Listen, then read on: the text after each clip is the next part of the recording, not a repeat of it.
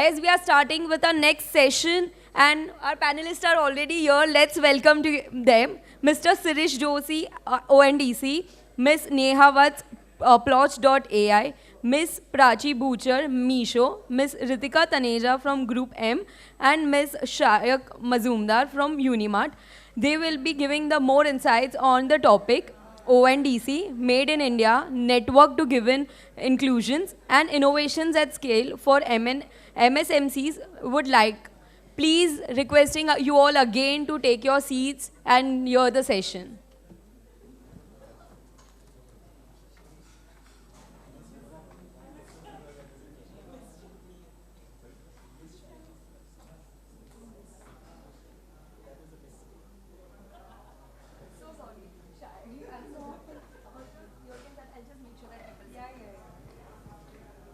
So good afternoon, everyone. And I think I listened with a lot of interest to the previous conversation. And I was making a list of the number of issues that are faced by the entire marketing commercial ecosystem, whether it is manufacturers, agencies, marketers, salesmen, and how many problems ONDC as a network is going to solve. Just a show of hands, how many here have attended an official ONDC briefing? Okay, so a few. All right, let me take a few minutes to explain a few core thoughts. This is obviously not the forum to explain it completely.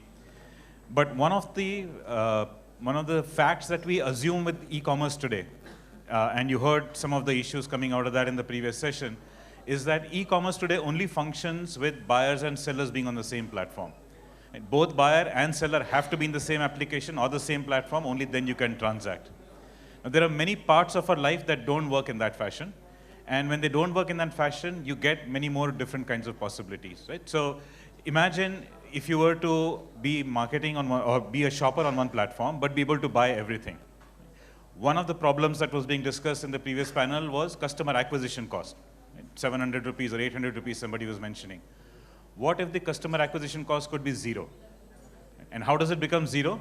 You have one entity that has buyers who already has the customers, but does not have the sellers. You have another entity that has sellers, no buyers, and you simply connect them. Then there is no acquisition cost, right? And so anything that those buyers want to buy, they can buy from the sellers. So imagine an entity that's not in e-commerce, say they're a bank. A bank has retail customers, so that's a customer base. Imagine a technology company that makes software for accounting in a shop. They have sellers that they support this to. So imagine if a user of a bank application could buy items from the shop that are listed with the accounting software. We're just being connected, no other platform in between. Right? So that's what ONDC is seeking to do, which is connect the entire universe of buyers and the entire universe of sellers, regardless of product or service category. So it's all in one place, and through a single platform, whichever platform you choose, you will be able to buy everything that you need. So when you go on a holiday, you book a flight ticket through one application, you book a hotel through a second application, you book a taxi to the airport through a third application.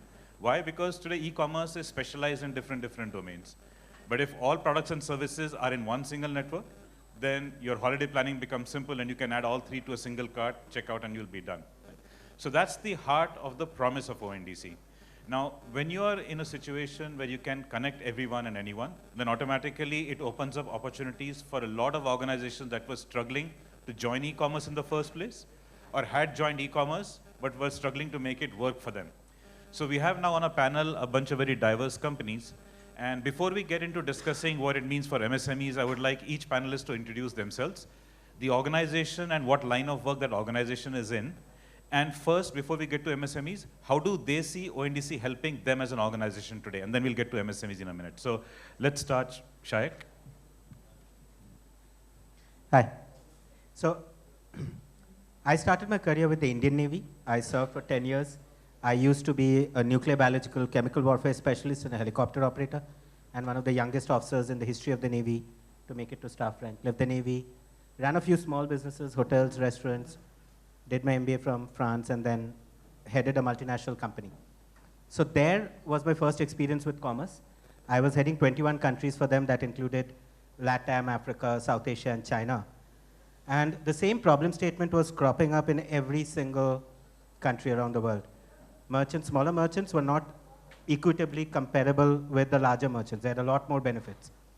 and smaller merchants were not able to compete. Success rate on most marketplaces was about 1%.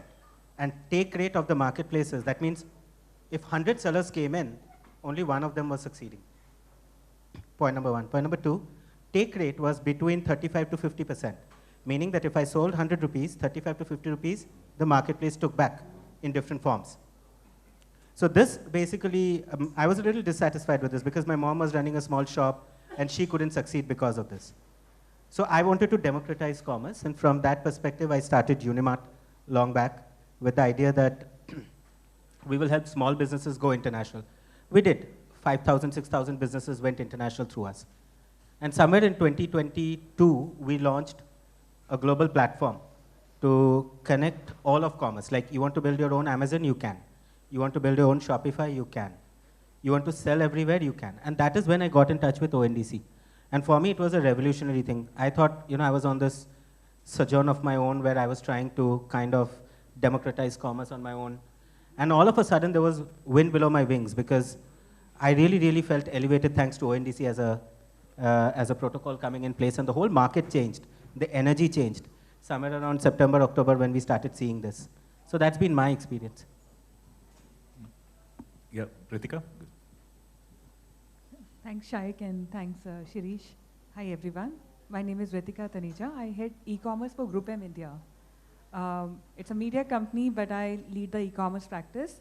And what we set ourselves to do is to accelerate the commerce business for a whole lot of large clients that we deal with, the likes of Unilever, Procter & Gamble, Dabur, Mondelez, Ferrero Rocher, etc. That is to give an example of what kind of brands we deal with. So where we come into the picture when it comes to commerce for our brands and for commerce as a value prop for a country is that we have growth aspirations. So,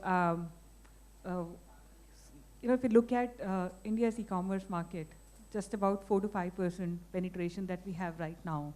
And despite such a small penetration, we've seen a revolution in the past couple of years.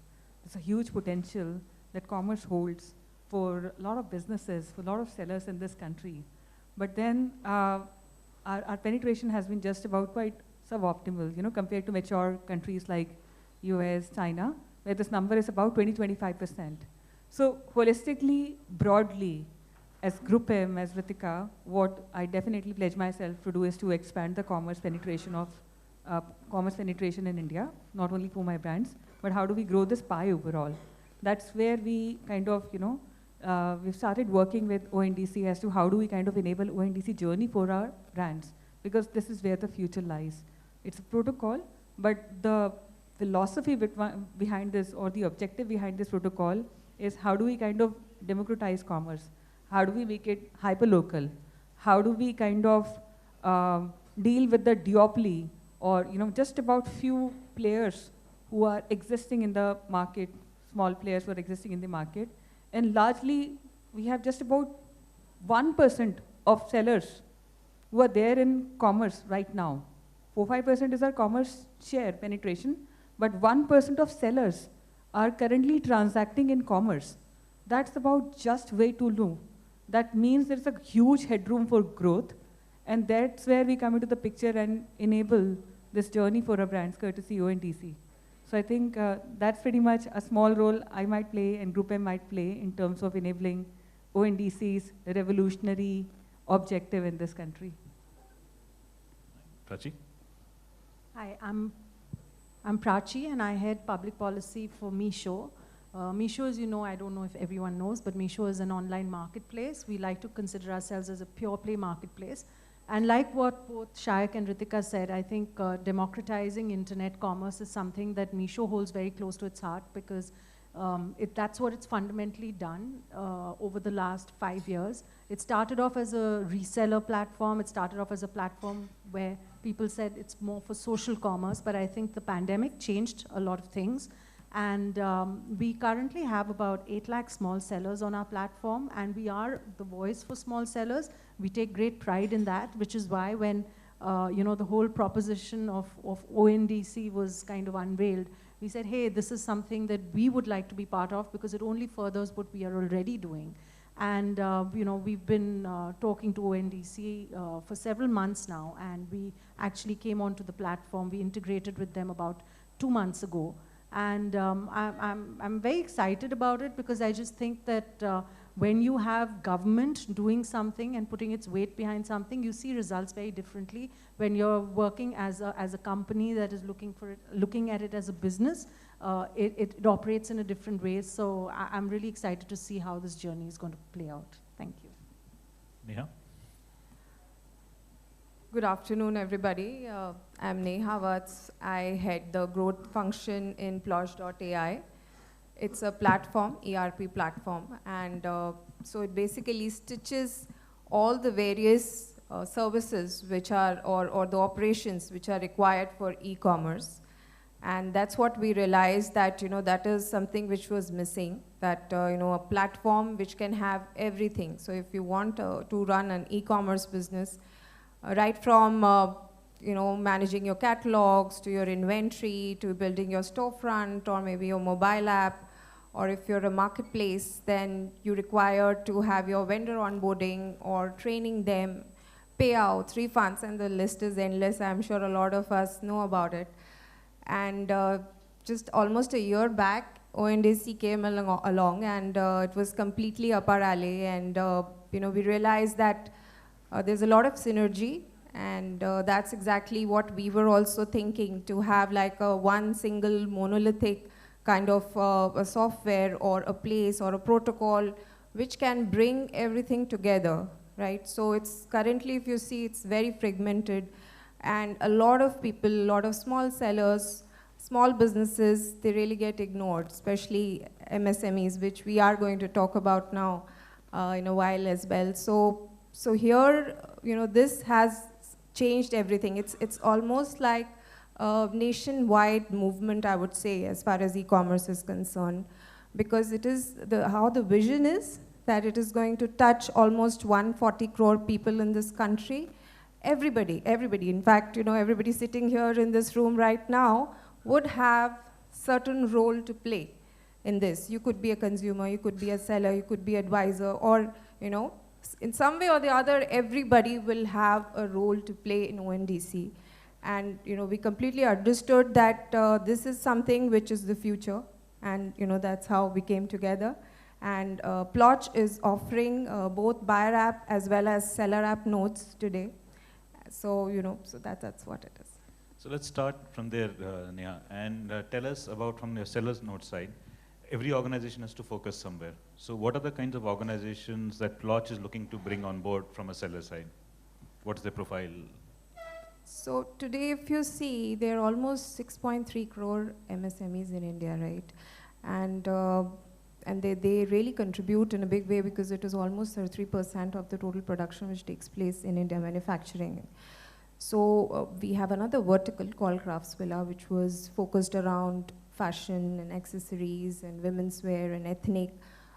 So right now, if you see, almost 6,000 plus sellers are there for this vertical, Craftsvilla, which has come as a seller app, and we are looking at them to come on board. There are lots of things that we are focusing on, because it's not easy for a seller to adjust to any new platform. There are lots of challenges, and there are lots of different sellers who have sold on different platforms, and now they have pulled away because of various reasons. They do their mathematics. They realize that they have to spend on marketing, they have to spend on catalog building, they have to spend on so many other things. So all these, we are coming up with different tools so we can help them across categories. Start with main would be fashion, because we come from that background. So we have huge portfolio of fashion-based sellers. But today, if I'm looking at the interest, it's coming from across different categories. We have very interesting stories as well, which happened during COVID. Like, there is a couple who, and both of them had lost their jobs, and they were at home, they had a small kid, they wanted to do something, so they thought that there is a lack of more brain-based toys for kids made out of wood or natural material or paper and all of that. So they're different stories. So they started a startup at home. Today they are very interested in coming on ONDC and reaching out to a very large customer base and really scaling themselves up. They have almost 500 plus different SKUs, and currently also like they have built a website through the Plotch platform, and they also want to now be on ONDC, and they are doing phenomenal business already. And ONDC is another exciting point for them right now. So there are lots of such interesting stories. Also because we had a platform which was focused only on handcrafts. It was called Jaroka. So we used to work with different kinds of weavers and artisans belonging to various clusters spread all across India. So even for them, we are now creating a whole program where, earlier they used to work through agents, etc. We are now trying to see if they can come directly on the platform by helping them in various ways, which probably we'll discuss in a short while. So is that the typical profile, which is upcoming startups, people who have created their own products and services, are sort of small scale in terms of distribution capability? Would that be the typical profile? Absolutely. In fact, that is what I'm observing, that people who are already established, they are waiting and watching.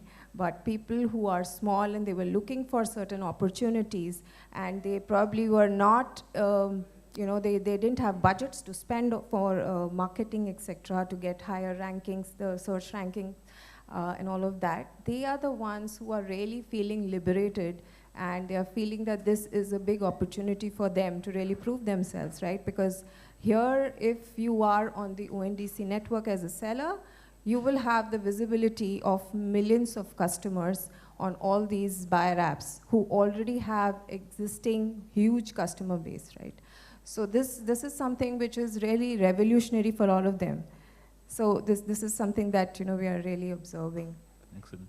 Shayak, you mentioned one of your inspirations was the situation with your mother itself. And so as you've gone about your journey in onboarding small creators, what are the kind of profiles that you are enabling? So, I mean, couple of stories, right, that have shaped my entire thought process around e-commerce per se.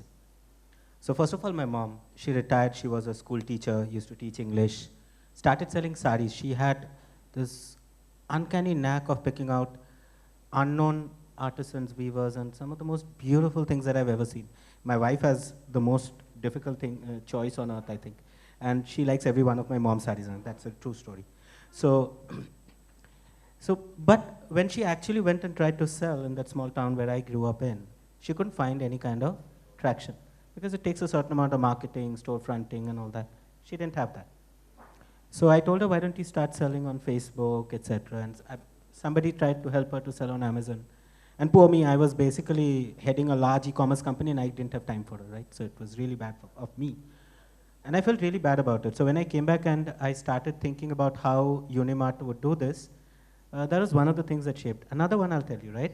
These two stories from my childhood have really shaped my thought process. The other one was this guy called Gopalda, right? So he used to cut my hair, right? I've always had this army kind of hairstyle. No, not difficult to cut my hair at all. But so Gopalda, it turns out, was an amazing singer. He used to sing these folk songs. And one day, he took me home, a small village he used to stay in. And we took the cycle all the way home, right? We used to cycle those days. And in his house, I saw all over collage art. And I asked him, who's the artist? He said, me. I said, how do you find the material? He said, from my mind. I cut newspapers and I put these collage things together. 15 years later, I went to his house. The same art pieces were still lying around. And I asked him, what happened? He's like, I couldn't find a single buyer. You can imagine there's a talented artist coming from a really talented, like if I had the money, I would have bought it, right? Honestly, at that point. So these two things really shaped me, right? And when I came back and I said, you know what?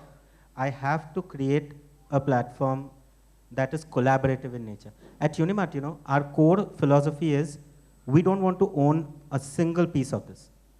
We want to make sure that our technology goes out there and powers everybody. So there are two things we did with respect to that. The first thing we did is we made the whole platform open source.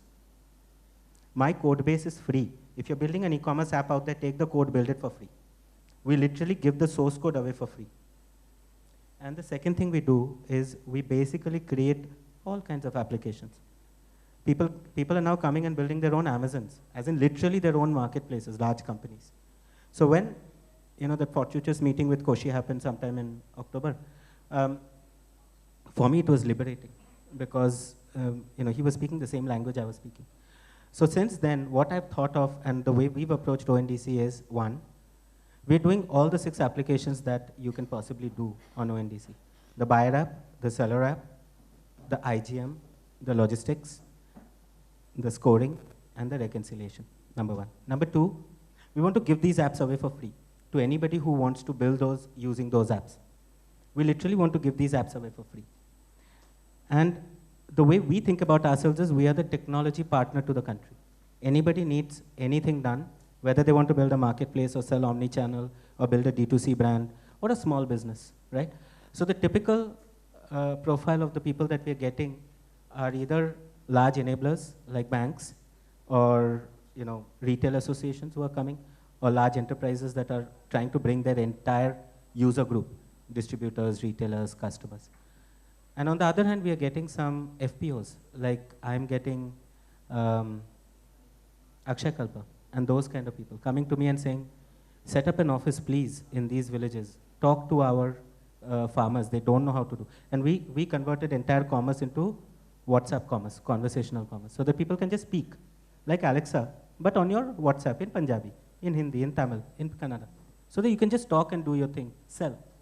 Because I don't think a farmer wants to download an app and learn how to do it. But good morning message bhejna aata hai. So just take a video of your store, we will convert it into a catalog. Once again, give our core technology away for free. The idea behind that is technology should not be hoarded, it should be for good. That's it.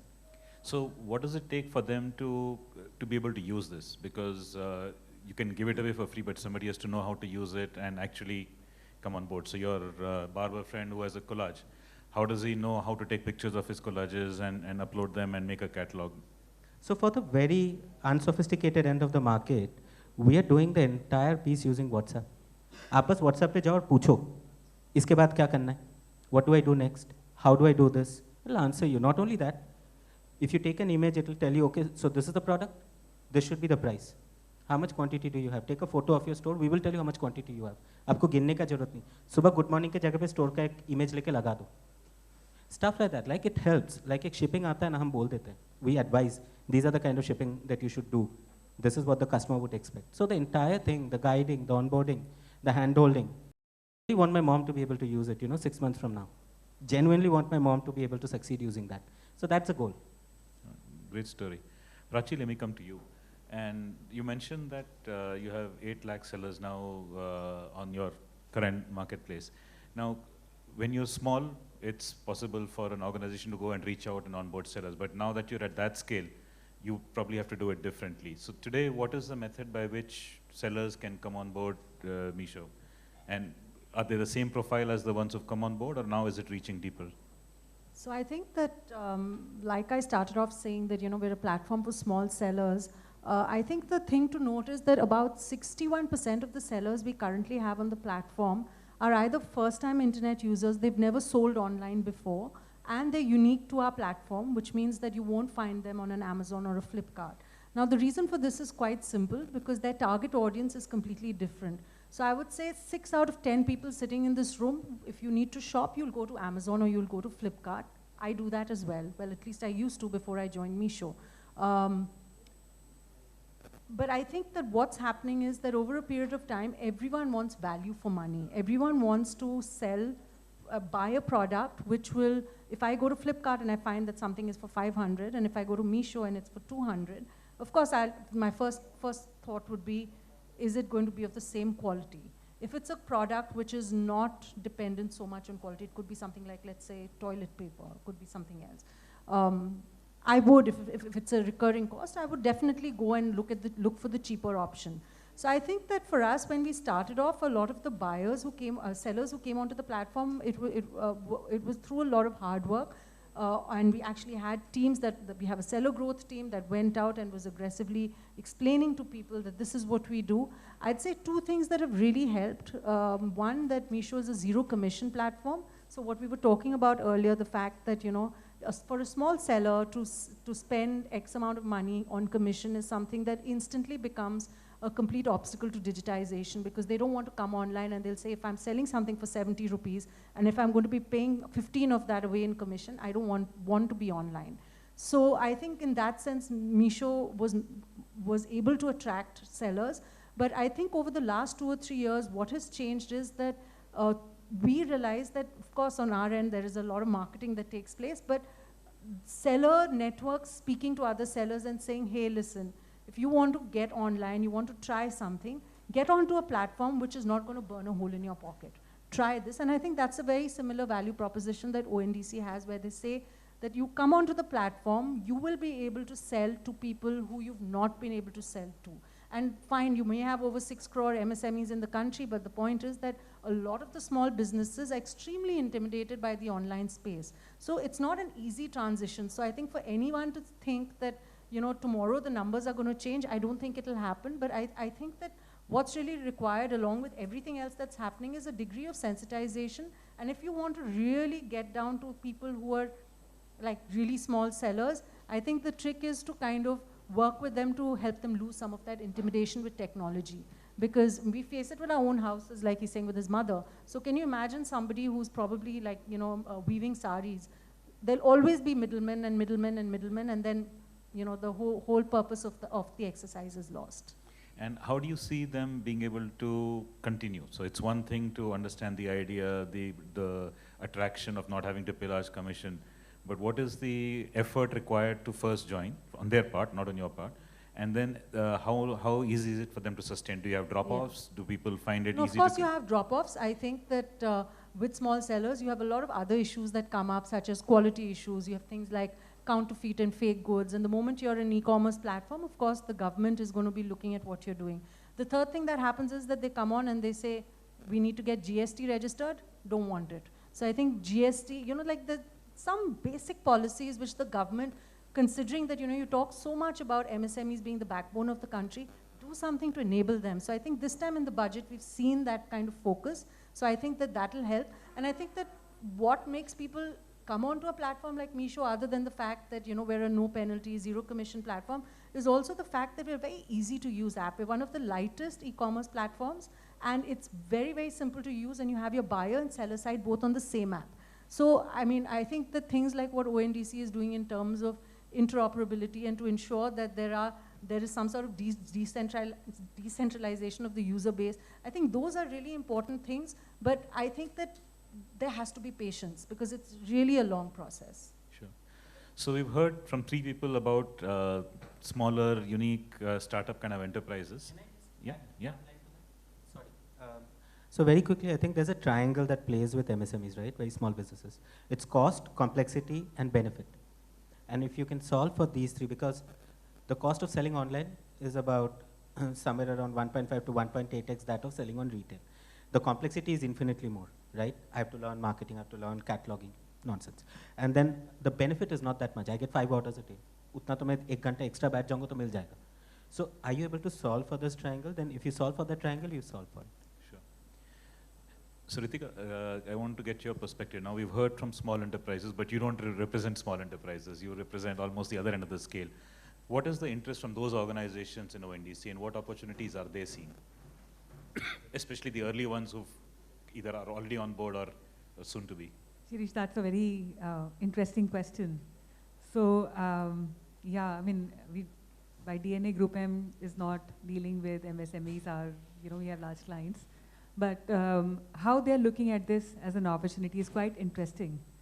We work with the biggest of the brands, but then these are the brands who also face a lot of challenges with the biggest of the e-commerce platforms we have in this country. See, big platforms, commerce platforms, they have their own protocols, and large brands, they, struggle all the time in dealing with the whims and fancies of the larger platforms.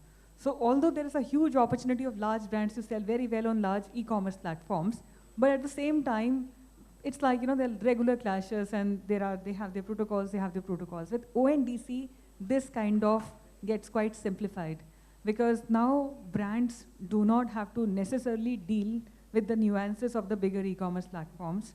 The cost of doing businesses get quite, economical. The ops get a notch simplified. And at the same time, the biggest advantage is that in the current scheme of things, most of our large brands, they are, into distribution network. So they have their dealers, distributors, sub-dealers, distributors, retailers. Now in the current scheme of things, these brands, they rely on one or two distributors to sell online through the bigger platforms. But with ONDC's, in an ONDC's landscape, which is hyper-localized, which is democratized, which is decentralized, these brands can now let their distributors, dealers, all nodes of distribution to operate, conduct their own businesses in a hyper-local environment. So that eases it out. So you would probably not see Sunsilk just getting sold from 5 different sellers on Amazon. Probably we may just see, Sunsilk getting sold from whole lot of nodes of distribution within the country, and for each of those, what should I say, from wherever they are operating, in their own geographies and in their own environment, they can build up their infrastructure and do a far better estimation of distribution and sales and supply and demand in their own manner. So it kind of creates a lot of micro entrepreneurs in commerce space, digital micro entrepreneurs or distributors for a lot of these brands. So I think it unfolds a lot for larger brands, and therefore I see the market, the overall e-commerce penetration going up. Because how much justice can 1 or 2 distributors do for a brand? Vis-a-vis, say about 500 of those nodes, distribution nodes, taking care of their business in their own geographies, as per their own infrastructure, as per their own constraints or opportunities in their own localities, So that's where brands are seeing the benefits. And more than that, data. So now brands have to really kind of bank upon these commerce platforms to, for them to get some data, But ONDC kills all of that.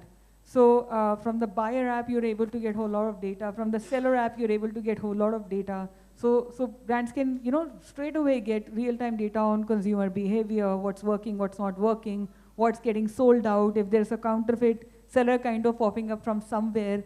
The first-party data. In a cookie sunset world, first-party data is a one clear advantage for brands who get into the ONDC journey. So I think that's where we are playing a role, and we are kind of enabling our brands to get there. At the same time, I would also say by doing this, we also set an example. Larger brands, they always come up with tactics or strategies or framework which smaller ones can adopt onto. So we also kind of create those North Stars by which a lot of MSMEs kind of, they can come and adopt and can, kind of follow. So we are, in a way, we will try to contribute towards increasing the market size and creating those standards. And thirdly, at some point, we do also foresee the opportunity of offering media services to MSMEs. So while now's the time where sellers would like to kind of get there, we would like to get, ONDC would like to enable, I don't know, thousands and thousands or millions and millions of sellers. At some point, they would also like their catalog to get discovered. They would also like to decode it for themselves. How can they kind of create demand? So, so I think 1 or 2 years down the line, we see ourselves playing that role by offering media as a service, marketing as a service, discovery as a service. And in the current scheme of things, we are also dependent on bigger platforms to kind of, we comply with them. But, this opens up, we would not have to comply with them. We would be able to decode it at a scale for larger MSMEs or anybody to kind of make it happen for themselves. Thanks. Yes, sure. Just wanted to add one point there. I think that as long as the consumer feels that there are 2 things, convenience and price value. I think if you can actually crack that, I think it's a win-win. The consumers will come, the sellers are already there. You try and kind of join the dots, and I think there's been so much of a comparison being made and talking about ONDC all the time with UPI, and that, it's the UPI of e-commerce and things like that. You have to also understand that UPI took several years before it reached a viable space, and it's only now that post-COVID that people actually outside of the cities have taken to UPI. So I think that the expectation to think that, ONDC will suddenly be able to jumpstart things, I think is wrong. I think that the proposition is great, and I think that slowly and steadily, as more and more people realize that I have more to gain than lose, you'll find more people coming on. Sure, and I think we've covered a lot of important benefit points. We've covered the ability for never before digitized retailers to be able to sell and access a large market. We've covered the fact that the cost of doing e-commerce becomes very low. We've covered the fact that now distributors and other parties can optimize the supply chain with the access to knowledge of the marketplace. But you also mentioned customers, and so now from the seller side, let's come to the buyer side. There are two kinds of buyers. Of course, anybody who's selling can also buy. A distributor who's selling to a consumer or to a retailer can buy from the company. So all possible legs are there. But let's talk about the consumer first. And Prachi, if you could tell, Meesho is now live on the network as a buyer application. But currently, we do not have apparel sellers, which is the stronghold. So what is Meesho's view on what they want to have their buyers experience in a network that currently is largely grocery stores and restaurants? Yeah, so absolutely, I think we discussed this, on the sidelines as well. I think that for Meesho, since most of our, I'd say 70–80% of the people who are buying are in tier 2+ cities, they typically, the categories that are most popular on our platform would be ethnic wear, followed by home decor, followed by maybe some amount of, like, say, accessories, jewelry, etc. So when we came on to ONDC, and we have about 14 crore annual transacting users, which is no small number. So we automatically assumed that those numbers would translate into, a lot more traction on ONDC. And if I'm completely candid here, it's been slow. And I think that what we've realized is that one of the reasons why it's slow is that the person who's in a really small city or in a small town is typically not the user who's used to buying groceries or used to buying what ONDC is currently offering. So, and I remember having this discussion with Shireesh earlier, and one of the interesting things he said was, but the consumer needs to be teased, his mind needs to be teased. He doesn't know that that's something that he can also buy. So once you actually, present them with something beyond what they're already buying, then their mind kind of opens up and says, okay, let's start doing it. So we do believe that it's a slow journey, but I think that if you start off by buying something which is not a necessity, like a sari online, it's only a matter of time before you say, okay, let me replace the local kirana shop. Not even replace, your local kirana shop is on ONDC. Correct. So saying, let me go there and buy it because it's just convenient for me to do. Yeah. And I think that's the other piece, which is that you're not now buying from unknown sellers, or sellers are not selling to unknown buyers. We're actually buying from people you already know from your neighborhood. Yeah, sorry, you had a point.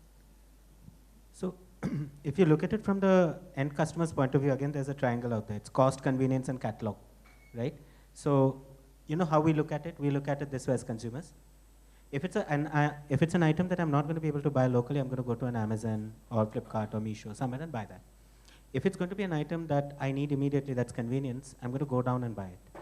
And if it's going to be something where I'm going to optimize for cost, like a mobile phone, I'll look at 5 places and choose whichever is best. I might even stand in the mobile phone store and place an order online. So it's cost, convenience, and catalog. You have to optimize for these 3 when it comes to the end customer.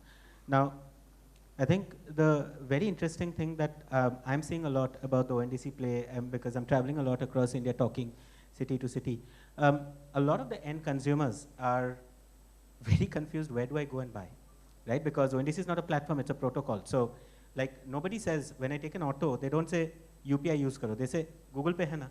So the point is, people imagine Google Pay is UPI, whereas Google Pay is a platform or an application on UPI.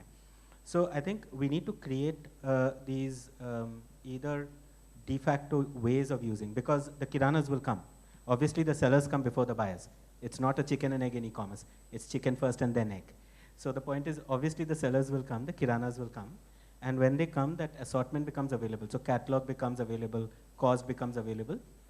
Then from a customer's point of view, it becomes initially a transition from Gupta ji se order karta hi tha main baju mein se, अब online ही order place कर देता हूँ, गुप्ता जी मेरे घर पे दे देंगे, instead of having to call Gupta ji, right? And then that buy behavior starts translating into seeing everybody's reputation and comparing Gupta ji with Mishra ji with Sharma ji. That basically is correct. And also the benefit of Gupta ji now having record of your previous month's transaction to be able to send you. Exactly. I can which see today he doesn't. Yes. I also wanted to add here that most of the Kirana stores, they would have very similar assortment, right? So which is why we've also thought of having a universal catalog where they don't have to particularly upload all the products, all the description, everything, multiple times. That's not required. They just have to do click, click, click and just manage the inventory and the catalog would be ready. So I think this is also going to help, and what he was telling about placing the order, over the phone you have to tell the name of each product, repeat it twice, shopkeeper is busy with other customers, maybe there is something which he didn't hear or deliver something different. Here everything is going to be online. We'll have the history as well, as you rightly said. So of course it's the convenience part. It might be coming from the same shop, but it's the convenience which matters.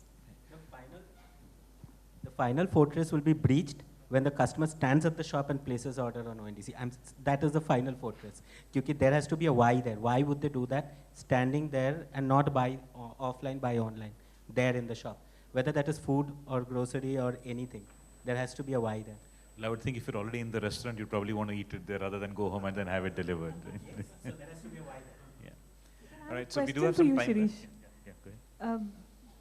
Although I'm a big, promoter of ONDC and I see a future over there, but shopping is an experience. Ultimately it's an experience, and of course there is a necessity. I was coming to that. There's a necessity side of the shopping, which is about grocery and a whole lot of tangibles that we buy, commodities. But then a large part of shopping is experience. So one question that I've not been able to answer myself is how do you kind of bring that in a protocol kind of ecosystem? So the benefit of a protocol is really that it is an open system. It's an architecture, and it allows you to imagine any kind of experience and to be able to create it. And what I'm going to narrate, I won't name the entities, but these are actual conversations with actual parties. There's a certain geography, let me just call it, whose government is interested in bringing the local markets live. And what they want to create is an experience of walking down a real market visually on the platform, to be able to then look at the shop, click on the shop, be able to see. So you want the feeling of having actually walked the market rather than just seeing a listing. Right? So that's one experience. The other kind of experience is human to human. So not always are we so disembodied that we are just simply typing text and adding stuff to cart. You walk into a store and you have a conversation. हाँ जी भाई साहब कैसे हैं कहाँ पिछले वो महीने आपका ये था, right? That conversation. There is somebody who's building a conversation engine so that you have a chat with the shopkeeper that you've connected through ONDC online. The shopkeeper is adding to your cart and you're accepting it, and eventually you say, okay, so you're not the one adding to cart. Now you imagine what's the combination, the experience you want to create. The protocol allows all of it.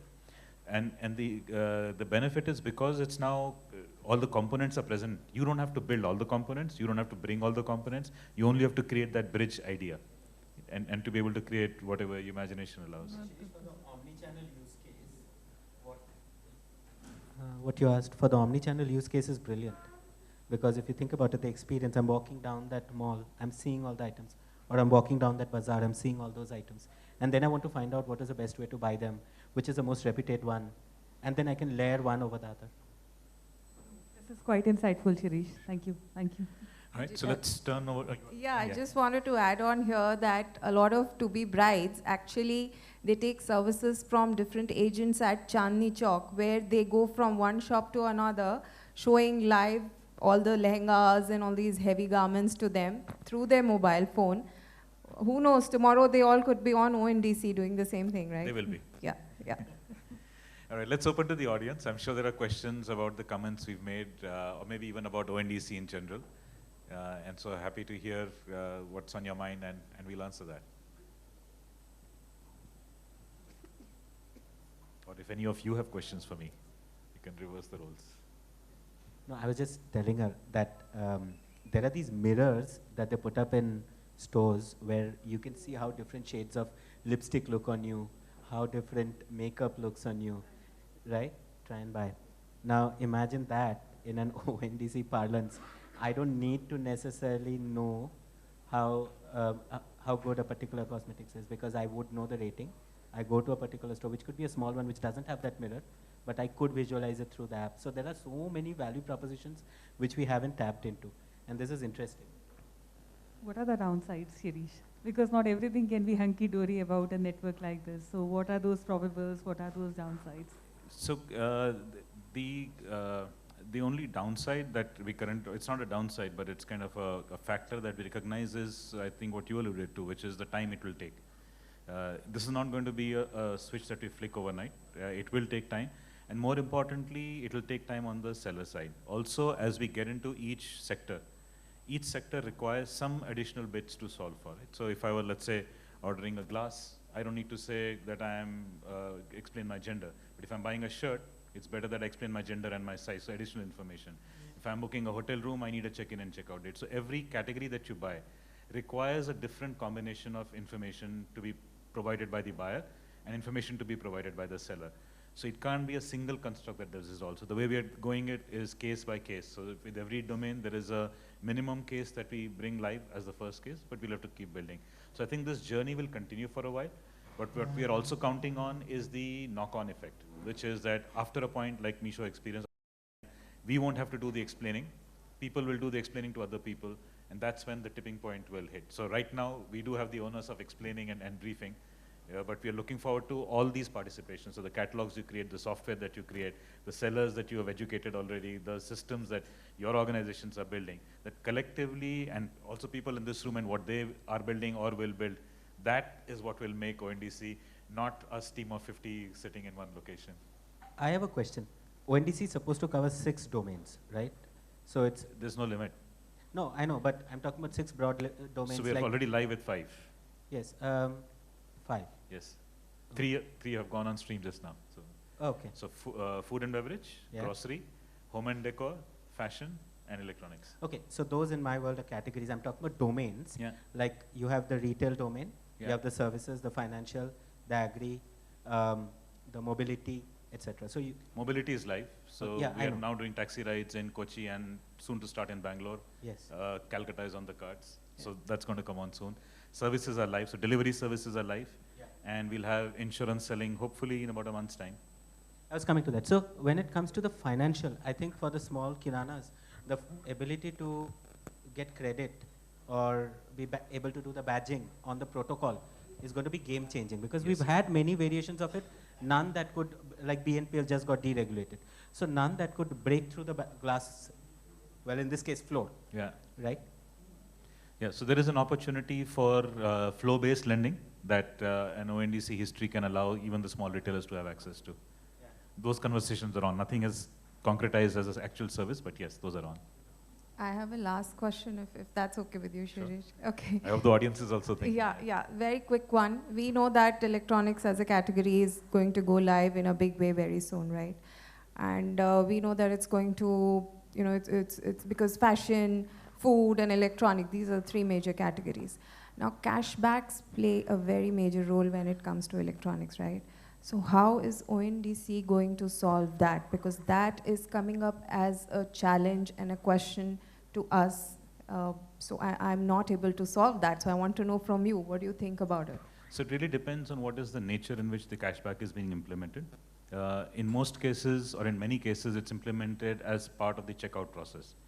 Now, the actual payment part is not part of the ONDC protocol. So as buyer applications, yours or Meesho's or whatever else gets built, you have to enable it in the buyer application at the stage of payment and determine if the buyer is one who needs assistance in that payment, then whether whatever tool that they're paying with, or you as a platform may have enabled some options, or somebody who's selling those services has a tie-up with you and embeds themselves at that stage. So there will be many mechanisms by which those will be made available at that stage to be done.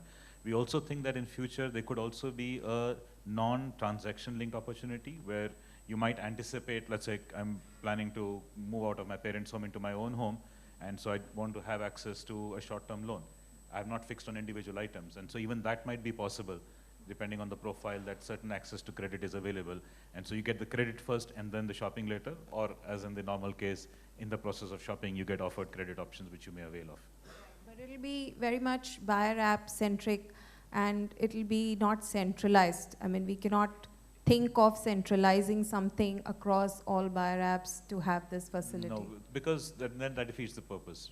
And so we want all possibilities to exist and for buyers to be able to choose which way they want to operate. So no, nothing central. There is no one model that we would want to force on any aspect. Yeah. Got it, thanks. Yeah. Can somebody pass the microphone?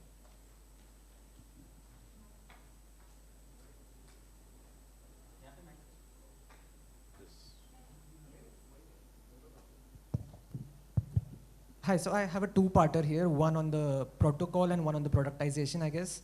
So does ONDC allow for standardization of products and services which allow for like better price discovery for users, where you can compare between different storefronts, or will the storefronts just be discrete? And the second part is about incentives for platforms. So the benefits platforms have and the mode they have is getting together buyers and sellers. So what are the incentives for platforms to use ONDC, and what are the levers for monetization there? Sorry, and your first question was standardization, right? So we are, for every sector, we are publishing taxonomy, which will standardize to a large extent. Now, we obviously don't want to define all the way end to end. There is a top-level definition of categories because that focuses the search. You don't want to be sending, let's say, apparel search cases to Reliance Digital, right? So you want to make sure that the network is efficient. And we are also picking commonly searched phrases and creating codes for that. So as people build their catalogs, they can embed those codes, not only for the reason you suggested, but also for enabling Indic languages. Because once you have codes, then no matter which language you're searching, if the codes are embedded, the search can be efficient and comparisons can be made. To your second question on why should platforms participate? Now, as you may be aware, the financial bottom line of most platforms does not look very healthy, right? And so they've been looking for ways in which to improve that and get into positive. Some of those measures tend to be optimization and efficiencies and cost measures, but a lot of them are also looking at the larger impact, which is how do I add more revenue stream to what I currently have. So you'll be aware of, let's say, a transportation service wanting to get into food delivery, or a home products platform getting into fresh produce, right? And so people have attempted to add revenue streams. Now, the method by which platforms operate today is what I would call the large infrastructure approach, right? It's like saying every airline has to build their own airport and runways. You can imagine what would happen.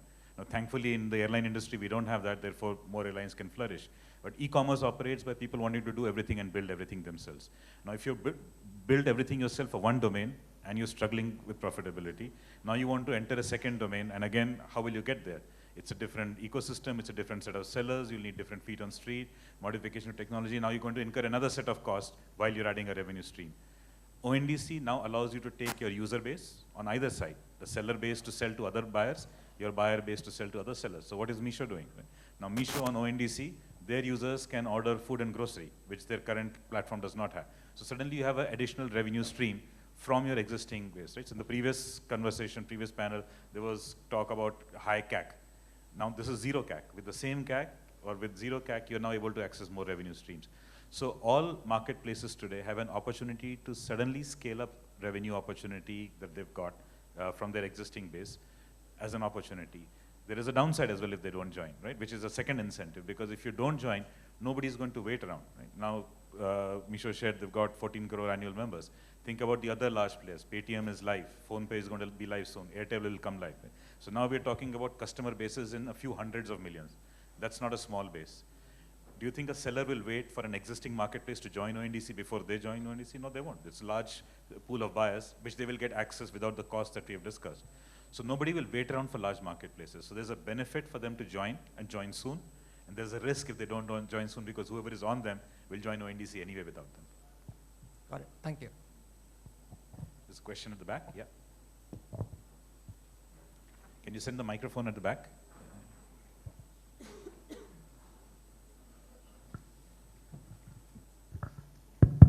Thanks. I had a question, a follow-up question on the current part of it. So whenever ONDC is coming into picture, the idea is to add value to the customer himself. Might be a shorter delivery time, might be a better value. In most of the categories, right now, normal mom and pop store is having biggest challenge they have is of price competition. They can't compete with the bigger player. And right now, don't you think it ultimately becomes a scenario that earlier Amazon was eating up my sales, now Vijay sales is eating my sales? Because as a normal like large appliances store, I now have to compete with a guy who's buying 20 times my volume or 50 times my volume, or in FMCG. But if distributor starts opening a retail front, now he literally have to operate out of a small, maybe a shadow retail store. And now he's solving that problem around ONDC. Because ultimately for the customer, the biggest, he has two values, either cost or speed of delivery. And that way, a larger player with larger capital will anyway come down and start adding both those values in that aspect. Because ultimately, both can be bought in by enough tech they have a large scale of capability in, or of capital that they anyway have enough incentive to go into. So I'm not sure if I've understood your question fully, because in ONDC there is no central platform, right? It's decentralized. So there's no one entity that controls all access between all buyers and all sellers. So there are multiple pathways, right? And so one way to think about answering your question is think about the internet. Right? In the internet you have a user like you and me. There's a digital interface called a browser. There is a protocol, HTTP. Then there is another digital interface, websites and servers. And then there is another human being who has created the content. Now, think about that, because that's an open network example. Do you think any web publishing platform can do what you describe, which is to say, I'm going to now have millions of websites and I'm going to charge an extra premium or offer a discount? It doesn't matter, because I can go to a small shop, have my website connected to the internet, and everybody can still discover me. So in an open network, the dependency on a large platform to have access to scale is gone. I do not need a large player anymore, because everybody is connected to everyone. So I added up the buyer numbers for you, right? Now, today, if I have to access 200-300 million buyers, I have to willy-nilly go to a platform, and the only way I can do it is by following whatever the rules and terms and conditions are there. But if I have to access that same through ONDC, I don't need to do that. So why would then any intervening platform choose to do what you describe, which is buy lots of equipment at a low cost and have them sitting on my inventory, when somebody could still sell all the way to the buyer? I don't control access to that buyer. So a lot of the behaviors that are present today are closed platform behaviors. Because when I know that I'm controlling full access between the buyer and seller, then I can do a lot of actions. But if I don't control those actions, how will things happen? I will take risk. If I start hoarding inventory for lower cost, I will face a risk. If I start discounting, I will face a risk, because I don't own that relationship anymore. There are multiple pathways between that buyer and seller. Through any buyer app, through any seller app, that can take place. And so why will I then try and put my money through one particular path, when as soon as I stop, the customer can still go to the same seller or vice versa through another path? So a lot of those behaviors and practices will become completely impractical in an open network. That makes sense, though.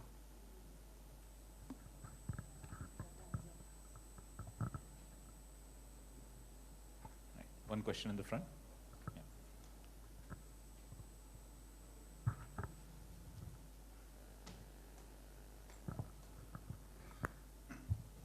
Hi, my name is Akash. This may not be the smartest question in this group, but I have a question. Once as a seller, I onboard myself in ONDC. Do I have any visibility on the customer profiles? There's like millions and millions of customers who may not be my target customers. So you will have access to that data only when somebody places an order on you. And so when the buyer is searching, at that time, the search will hit the seller application on which you're onboarded. The seller application will check your catalog, and if there is a match, they will send that information back to the buyer. The buyer may get such responses from many seller applications and sellers. Once the buyer has chosen your shop, saying, yes, I want to place an order here, that's when the buyer's information travels to you, because you have to make an invoice, which is legally required. You have to make a delivery, which is required by the transaction. And so that's when that buyer information flows to you. Right? So you will have the information, but only of your customers. But that may not be the most efficient way of going about it. Today, you don't get access even to that. So today, if you're on a marketplace, you don't know who the customer is. So now you will know who your customers are. Importantly, you can even get your existing customers to buy you. So there will be deep links. You can give link of your store to somebody. And so they don't have to go through an entire search process. Through any of the ONDC applications, they can directly come to your store and directly buy from you. Shireesh, may I add something to that? Yeah. So the way the Indian market works is there are about 12 million small sellers, kiranas, ठीक है? And about 300 million households. तो अगर आप देखो तो per seller approximately करीब 25 household होना चाहिए. But in reality, दो side देखते हैं. On Amazon or any kind of e-commerce marketplace, roughly about 5,000 to 6,000 sellers are successful. ठीक है? There are about 7 lakh sellers on average selling there, but only 5,000 are successful. They are the ones who are driving more than 1 crore in annual revenue. And when you drive more than 1 crore in GMV, आपका 12 से 15 lakh profit होता है that you take home, you reinvest into your business, and you run your home with. Just imagine 5,000 sellers. That's it, out of 7 lakh. Now you come to retail. Retail में आज है हमारे पास 12 million sellers, but only 27,000 are sitting on the main network. There are another 2.5 lakh all put together. Between this number, most of the retail value is driven. तो जब हम ये छोटे sellers का बात करते हैं, it's not necessary कि हर किसी को equitably distributed a market.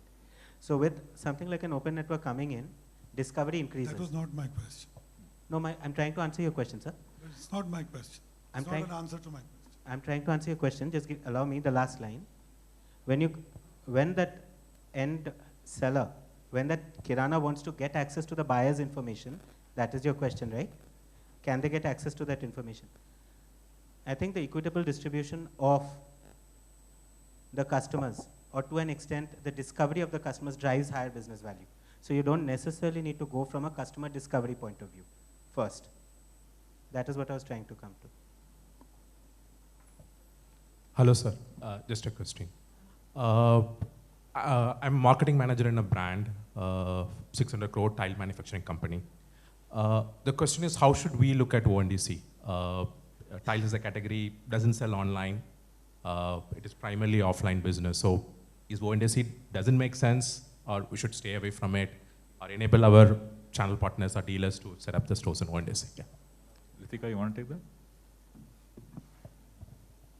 It's an interesting question. See, you look at the holistic landscape of how consumers are evolving in the country.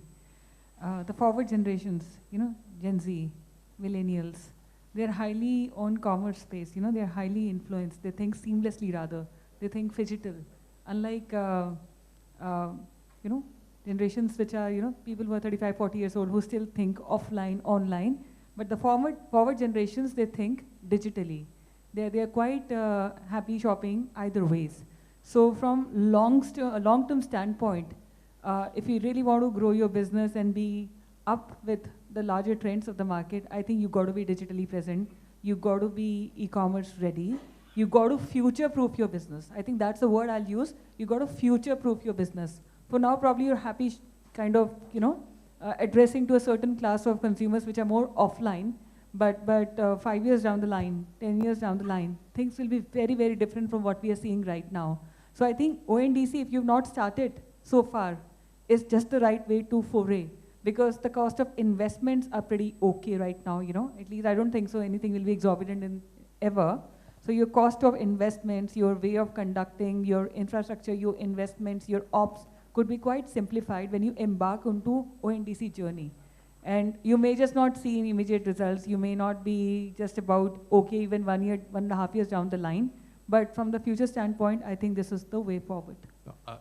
And I also see larger players getting over here. So in fact, some of them are already in the journey, but a lot of larger players are going to be here.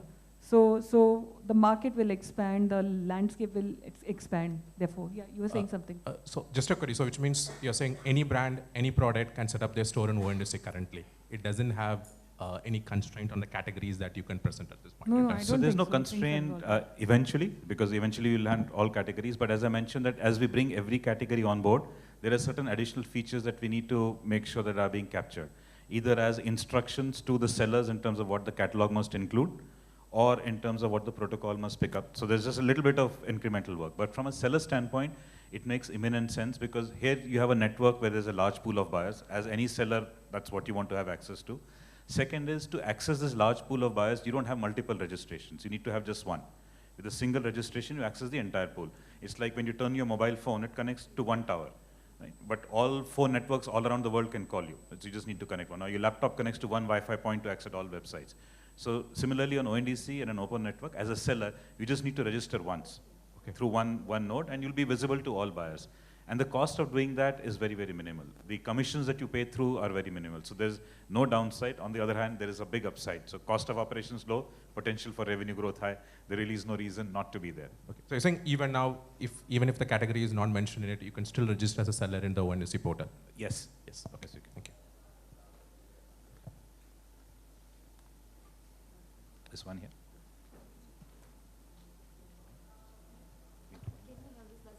Yeah, okay. So last question, yeah.